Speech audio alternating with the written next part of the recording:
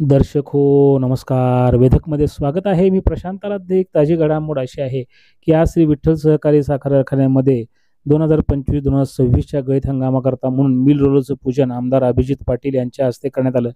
आणि यावेळी त्यांनी ऊस दराबाबतचा मुद्दा पुन्हा छेडला आणि त्यांनी मागे जे मागच्या हंगामामध्ये 3500 रुपये प्रति टन दर देतो ह्याचा पुनरुच्चार केला. आणि दिवाळीच्या वेळी मी असा डाव टाकतो की माझ्या विरोधकांना काही कळणार सुद्धा नाही असं म्हणत त्यांनी सांगितलं की आतापर्यंत जो शब्द आपण सभासदांना दिलेला आहे तो प्रत्येक शब्द आपण पाळलेला आहे. पहा काय म्हणाले अभिजित पाटील. मला त्यांनी काही जणांनी मी क्लिप ऐकल्या. मी आज मी सांगतो जाहीररित्या माझं कुठलंही विठ्ठल कारखान्याच्या निवडणुकीतलं भाषण काढून बघा. मी भाषणात असं म्हणलोय की ऊसाचं बिल मुळी टाकायच्या आत देतो आणि बाकीचं टप्प्याटप्प्यानं देतो. मी कधीही तुमचं पैसे मुळी टाकायच्या आत देतो असं म्हणलेलो.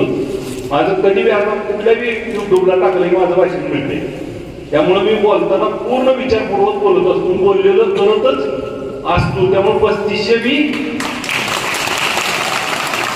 त्यामुळे लय काळजी करायची काय कोणी. कारण हे सगळ्यात महत्वाचं माझ्याकडे त्याचा एक नाव आहे, त्यांना ती माहित नाही. मी दिवाळीच्या वेळेस जेव्हा खेळल तेव्हा तुम्ही काही नाही.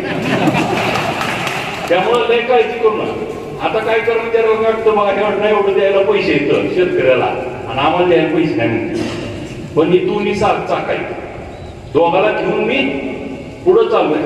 आजची एक गोष्ट आहे, आजचं उद्या होईल पण तुमचं चालूचं तर बंद पडू देत नाही.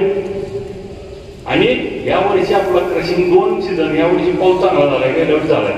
त्यामुळे यंदाच्या लागणीनं पुढचा बी सीझन चांगला आहे. ही येऊन ह्याच्या पुढचा 2 जर सीझन 20-20 लाखात झालं तर आपली पिढाच गेली बा जाईल का. निवडणुकीत मी सांगितलं होतं पण मी 2500 रुपये बोललो होतो पहिल्यांदा. दिलं का नाही तर मुळी टाकायच्या ऊसाचं बिल देतो मागचं दिलं का नाही. पण गेल्या वर्षी 2825 ते 3000 म्हणलो होतो, दिलं का नाही. यंदाची पण काळजी करायची काय कारण नाही. फक्त एक आहे, काही जणाला त्यांनी मजा घेऊ द्या. आणि मजा घेत असताना जी बोलती ती किंवा आता सोशल मीडियावर कमेंट टाकती द्या त्याचा स्क्रीनशॉट काढून ठेवा आणि पुन्हा विचारा तुझ्या कारखान्यात काय झालं. कारण कोणाला आपला सभासद कोणच नाही. आपल्या सभासदाला जन्मूच घातलाय का आपल्याला, त्याला विश्वास आहे. जन घातला नाही ज्याच काय नाही त्यांचा नाम काय माहिती आहे, ह्यानं दिलं पाहिजे त्यांना मागायला. आता मला बी ती कळलंय नेमकं काय करायचं. त्याच्यामुळं आपण सगळ्या गोष्टी करत असतात आपल्या सगळ्यांचा.